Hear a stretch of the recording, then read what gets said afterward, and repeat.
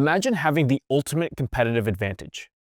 Imagine every piece of your content attracting ideal clients to you, not chasing them down. That's not a dream, it's what's possible with the right strategy.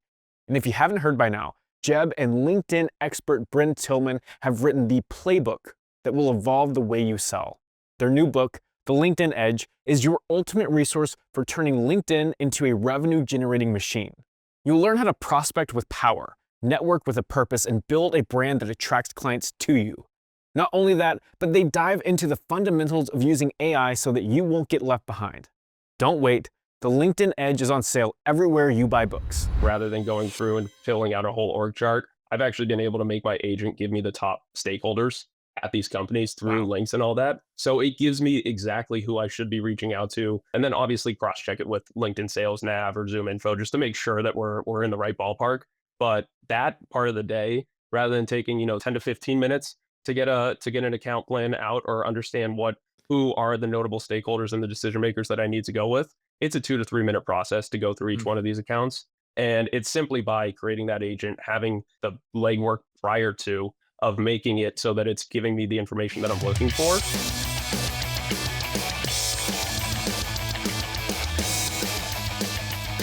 Welcome back to the Sales Gravy podcast. I'm Jeb Blount Jr. And this afternoon, I am sitting with a really interesting lesson to learn, which is going to come from a new career in sales, stepping up from a BDR to an account executive with a really large organization, selling into really large organizations. And I'm really excited about this because his father and I have spent a few meetings together at Outbound Conference, and then subsequently over the phone just because we were connected.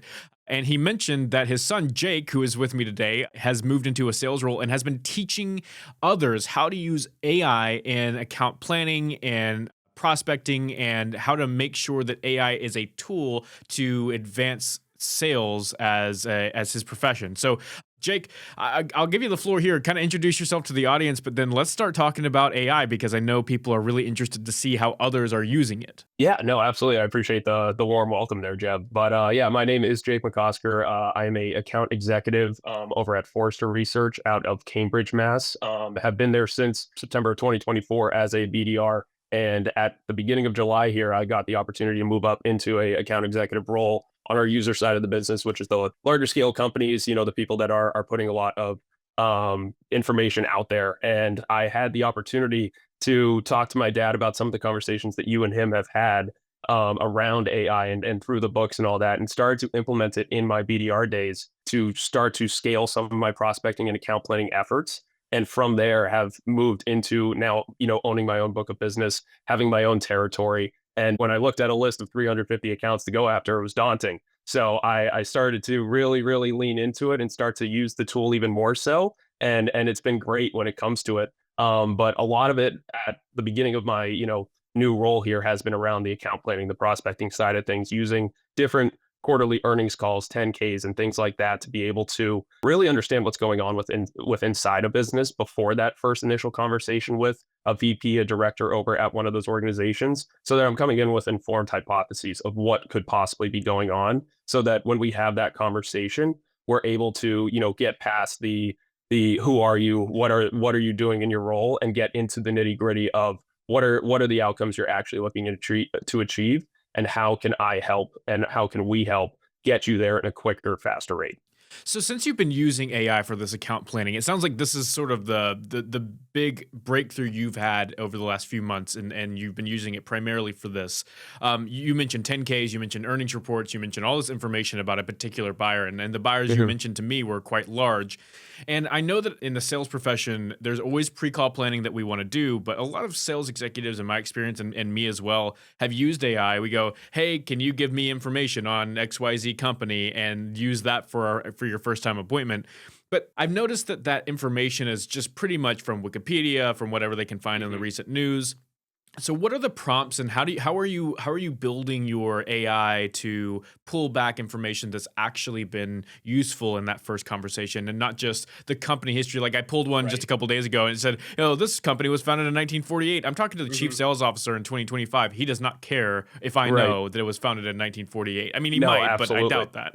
Yeah, exactly, exactly. So rather than the history or what they have been doing, one thing that actually has been helping me a ton is creating the agent. We have Copilot. We have our own internal system so that we can use all of our research within it, but making it a very pressing case and kind of making the agent understand what you're trying to do. What I always say to it is I have it play the role of the account executive. So you are the account executive Hmm. going into a meeting with the chief sales officer with XYZ company, you were given the task to bring in this new logo or new company from your chief sales officer within the next 3 months. Do some research and based off of the earnings call or 10K that I have provided via PDF, what are some of the initiatives or outcomes that this company is going to be looking to achieve?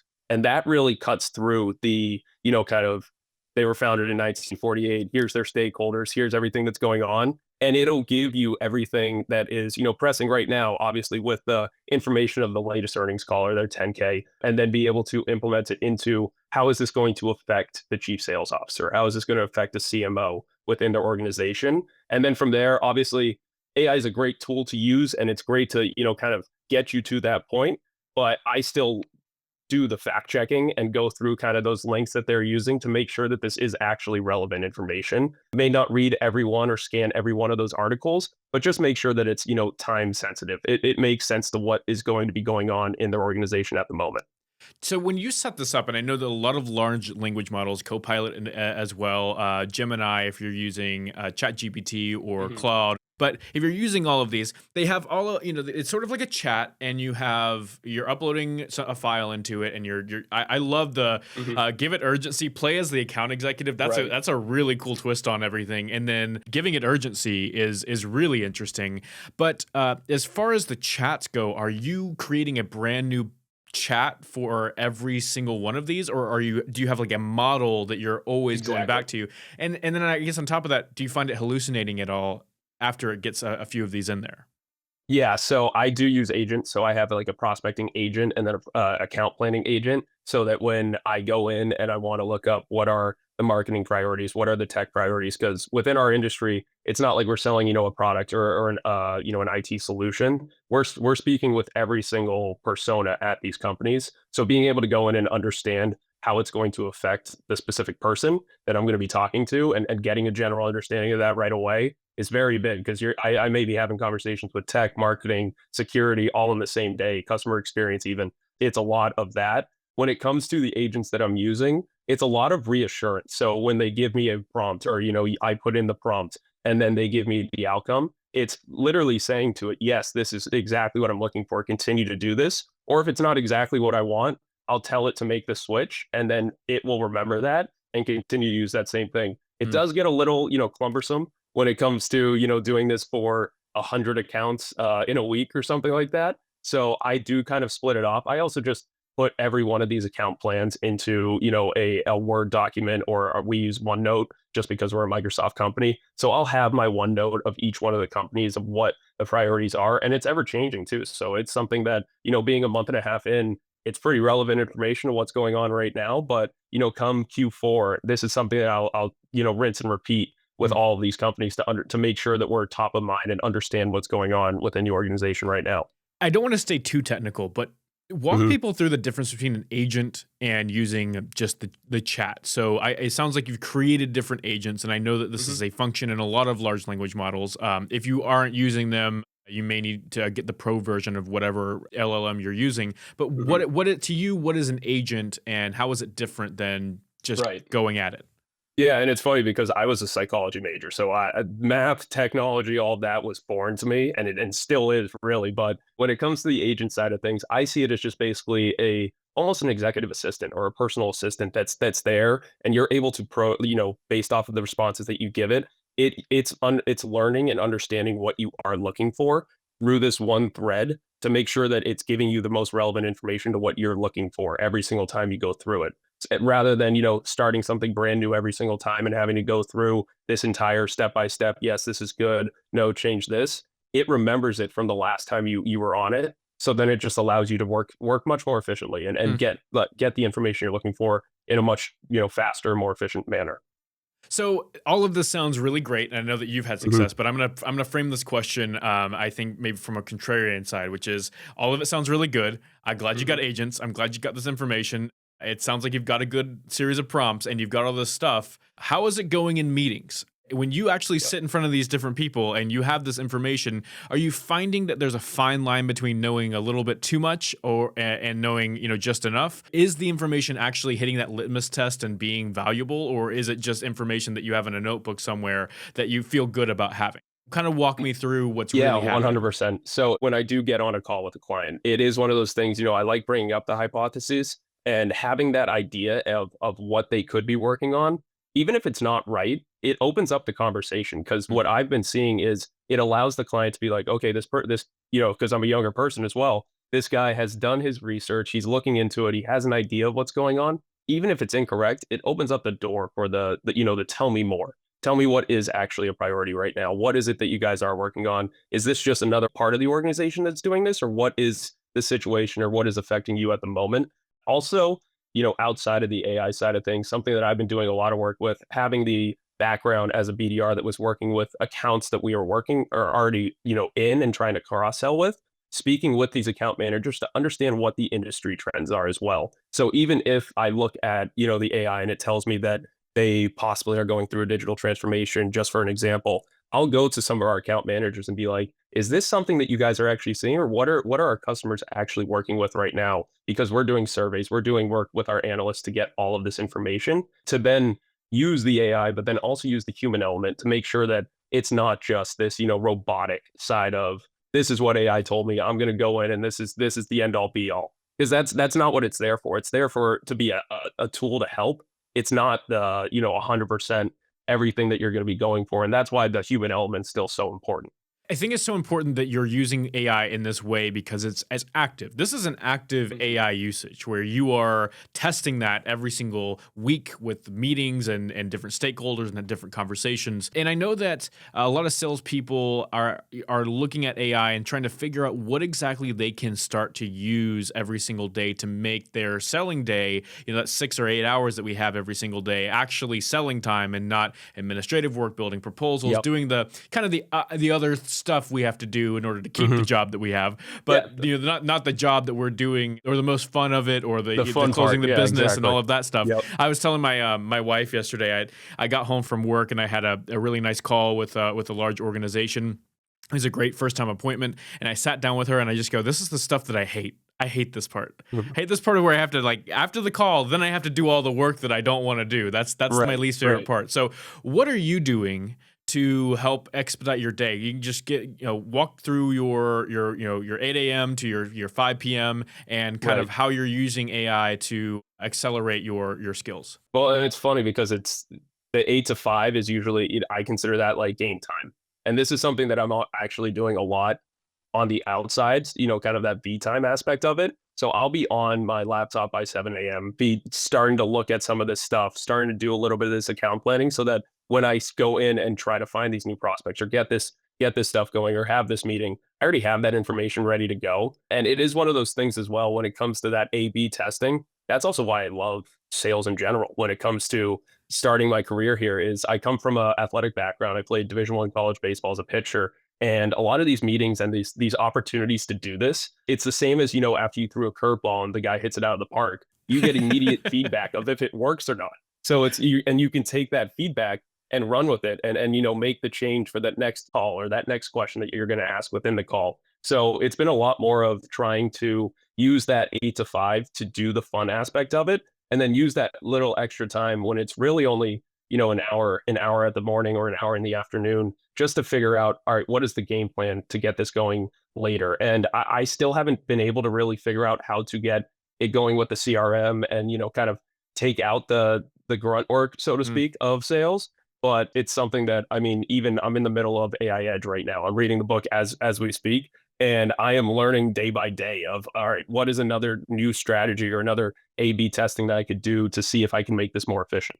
I like that as a pitcher, that there is immediate feedback. It's Yeah. they're getting close to it. They're fouling it off, or they're able to Mhm. battle this thing. So you got to move over the plate. You got to get to the inside or the outside, and you're Yep. playing a chess match with the batters over 4, 5, 6 innings, depending on how long Yep. you're in the game. And AI is like this for you because you are new, so you don't Mhm. have a lot of baggage around sales or like what it takes to Right. win every single day. So I guess maybe not what you have done. What are you seeing? What are parts of your day that your other account executives are also doing pretty much every single day that you go, you know what? I think I could do something with that. You don't know exactly what it is, but you could fix your time and get some of your time back by automating it Yep. or making your work easier. What are you seeing? Yeah, for sure. I mean, honestly, with where I've been at so far, it's the account planning aspect of it. Rather than going through and filling out a whole org chart, I've actually been able to make my agent give me the top stakeholders at these companies through Wow. links and all that. So it gives me exactly who I should be reaching out to. And then obviously cross check it with LinkedIn Sales Nav or Zoom Info just to make sure that we're in the right ballpark. But that part of the day, rather than taking, so call it 10 to 15 minutes to get an account plan out or understand who are the notable stakeholders and the decision makers that I need to go with. It's a 2 to 3 minute process to go through each Mm. one of these accounts. And it's simply by creating that agent, having the legwork prior to of making it so that it's giving me the information that I'm looking for. So now it's just, even if I want to, look into a new account within my territory, I can do that in 3 to 5 minutes, figure out the stakeholders and what they're actually looking to, achieve, or what my thoughts are that they're looking to achieve, and then be able to start my outreach from there. Another one is from, I feel like I'm marketing for you guys, but fanatical prospecting. I've actually started to use the Because framework as a tool within AI to stay based off of the Because framework in Jeb Blount's book, Fanatical Prospecting. Give me a voicemail script or a opener for a phone call so that when I get into my call block, I have it ready to go for whether it's a marketing, Wow. tech, CX, securities, persona, and I have that immediately. So I don't even have to think about it. All I have to do is scroll up and down the screen to whoever it is that I'm reaching out to at that moment and have that. And I actually found a ton of success with that as a BDR to get C-level people on the call and make sure that it's relevant and you're helping them get to the outcomes they're looking to achieve rather than just trying to push your product or push your service. That's baller to just Yeah, have no, that it's ready. fun. Well, it It's would yeah. saves you what I mean, if you're on a good day, like the 10, 15 minutes it takes to sit down and like, now I've got to write something. I got to write something Right. new and it's got to be good and creative. And I've got to say this to a chief sales officer or chief experience Yep. officer or a, chief IT CIO. And you're like, Right. I guess I got to figure this one out. But having that framework, having AI do that work a bit Mhm. for you, honestly, what we've found across the last couple of years is that AI allows you to unlock your brain a little bit faster. Mhm. So we're mostly all creative. People think they're not creative. It's just starting from scratch is always really hard. But if you Yeah. have something to work with, you unlock your brain. And I've been doing something, Jake. This is now a tip for you. Mhm. I've started doing this with we use Fathom for our calls to Okay. record them. But if you have any like Gong or any of the other recording, Yep. I take that transcript and I've created an agent inside of I use Gemini. I like Gemini Sure. for my AI, but I use all the other ones as well. And I just say where was the most friction, or I actually take the call recording and can upload that. Say where was the most Mhm. friction in the sales call? Where was the most confusion? And I ask it these questions and it pulls out parts of the call where I was in that call. And sometimes it's hard to go back to those places because it kind of hurts your emotions. It kind of Right. hurts your Right. ego. You Yep. weren't asking the right questions. You know that people were a little bit uncomfortable. There was that silence Mhm. that it just didn't quite work. They were challenging you a bit more and you were trying to figure it out in the moment, but that's tough. And Mhm. I've been able to pull out the parts of the conversation where I had a disconnect with the prospect. And then I go back into the next conversation or my follow up email or my video message that I send them and I say, hey, I think I misunderstood this when I was in the conversation with you, but I went back and I looked at everything and here is what I understand now. Is this more in alignment with what you were talking Right. about?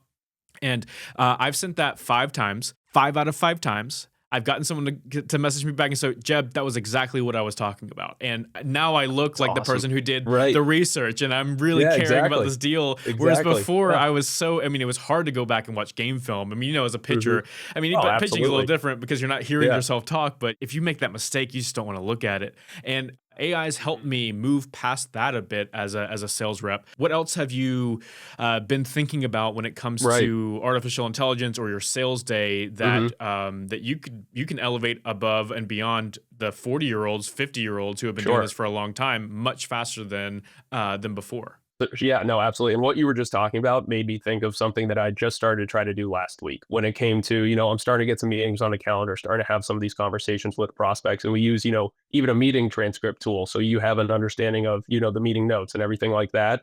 And I've been fortunate to get a couple of these opportunities going. And being brand new to sales, I mean, I walk out of a meeting and it seems like an opportunity. I'm gung ho. My eyes are, flashing, and it's like, oh, this is awesome. But then, reality sets in where I need to then go back and be like, okay, what are the top three reasons why this may work or why this opportunity may go through and we may be able to close this business? But what are also the top three reasons Yeah. that this may not go through? And so to kind of take those blinders off and allow AI based off those notes that you have from the meeting to be able to be an unbiased third party and tell you where, some of those red flags may be so that you can address them prior to, the prospect bringing it up or blindsiding you. So that's something I've been utilizing a little bit, and it's been very, very helpful when you're getting into a meeting and just being able to understand that that may come up and those objections may show up, and having a guideline of, okay, I know what I'm going to say due to the research that I did that took 30 seconds to throw the notes into AI and have it spit back out why this may not work out. It just sparked another idea for me. We have this process called murder boarding, or you can do your qualifying matrix. We have one that's proprietary that we have, but essentially goes through like the technical things you need to have in a deal for it to work. Do they have budget? Do they have there's a timeline, stakeholders, all that kind of stuff. Then you have the stakeholder criteria, which is who's involved, what's the level, those little things that you have in that. And those are typically immovable. Like you can move the Mhm. stakeholders in different levels, but the technical things are there. And then you have the fit qualifiers where like, is this a business that we should be working with based on Right. the customers that we've closed in the past, the people who have been the highest profit and the best to work with. As a business, you might know all of those things. You can build an agent that has all of those qualifiers and then put in the notes from your discovery notes and say, hey, am I hitting the qualifiers or is this totally Yeah. disqualified? Because you may be Right. like you and we're younger folks. I've been there. I was there last week. I was there this morning. I wake up and I Yep. go, oh my God, everything's an opportunity. And I go and I take a deal and I take it to my sales manager. I'm like, I'm going to close this thing. And they're like, yeah, okay, buddy. And Yeah. then Let's you take a could, step back. but you have that, all of that. You want to help so much. I think Mhm. that's really where it comes from. And when you want to help so much, you sometimes become really blind to the things that aren't qualified, and you Right. waste time. The most expensive time we can spend as sales professionals is on deals that aren't going to close, and Exactly. you Yeah. can build agents for that. So, Jake, I really appreciate your time. Why don't we end with just any last thoughts, or maybe a final tip that you've thought of utilizing AI in sales? No, for sure. And honestly, what I will say, and this is what I've said to, my colleagues as well when I've been doing this, it's not like I already said it, but it's not like I have a PhD in IT or AI machine learning or anything like that. This is just simply something I've been trying to do to help utilize my time. And like we were saying, be more efficient with my time. And it's working right now, what I've been doing. But at the same time, I don't know if there's a better way to do it. This is something that's ever changing and something that anybody can start to implement into their game when it comes to it. Because all I see is, as a new sales rep, I am starting a new sport. I'm learning this from the ground up, and this is the first thing that I have been trying. But there's probably better ways to go about it, and I am learning from everybody that I've been working with, everybody in my organization, and then friends and colleagues at other sales organizations as well to understand what's going on. So I am always open to more insights, and if there's anything I can do to help anybody out there, I am more than happy to, have that conversation and try to have a little bit of a think tank. Yeah, I love that. Sales professionals, please get together and talk about this. We make each other better. Iron sharpens iron. Hmm. This is the conversation that you should be having with colleagues. Jake, I really appreciate you taking your time today. Let's give a shout out to Dan McCosker, who is Yep. the fearless leader over there Yeah, at exactly. his organization, and I really appreciate him getting us in touch because you have some Hmm. great insights. This was a wonderful conversation. If y'all are interested, go follow Jake on LinkedIn. Jake, is there anywhere else you'd like people to get in touch with you? No, I mean, LinkedIn's where I keep all the professional stuff. I don't really use social media outside of that. I've really kind of stepped away from all of Good for the you. extra nonsense going on there. So yeah, no, LinkedIn is the best place to connect, and I'm more than happy to talk with anybody that's looking for some insights and would love to learn from anybody as I'm super super new to the world of sales. Y'all, thank you so much for listening to the Sales Gravy podcast. Before I let you go, though, you have to go check out Sales Gravy University. That's Sales Gravy University. Learn.salesgravy.com. If you haven't taken a course on Sales Gravy University, I don't know where you've been, but use the code free course. You can take one for free. We've got over 1,500 hours of on-demand and live sales training content that's available for individuals, leaders, and entire sales teams. If you are managing a large learning management system, we can even swarm our entire catalog into your system for a very low cost. So if you are interested in all of that, go to learn.salesgravy.com. And again, if you haven't taken a course yet, use the code free course at learn.salesgravy.com. Jake, thank you so much for being on the Sales Gravy podcast, and we'll catch you next time. Awesome. Appreciate it, Jeb. Hi, I'm Jeb Blount, best-selling author of Fanatical Prospecting, Sales EQ, Objections Inc., and my brand new book, The LinkedIn Edge. You know, companies and people from all over the world come to me to get answers to their toughest sales and growth questions. And that's why I created Ask Jeb. It's a segment on the Sales Gravy podcast where you can come and ask me anything. If you want to get on the show, just go to salesgravy.com/ask. That's salesgravy.com/ask. One of our great producers will get you on and you can ask me anything about sales. Thank you so much for watching this video. Please make sure to click like and subscribe so you never miss a single video. And if you want more sales training content, go to learn.salesgravy.com.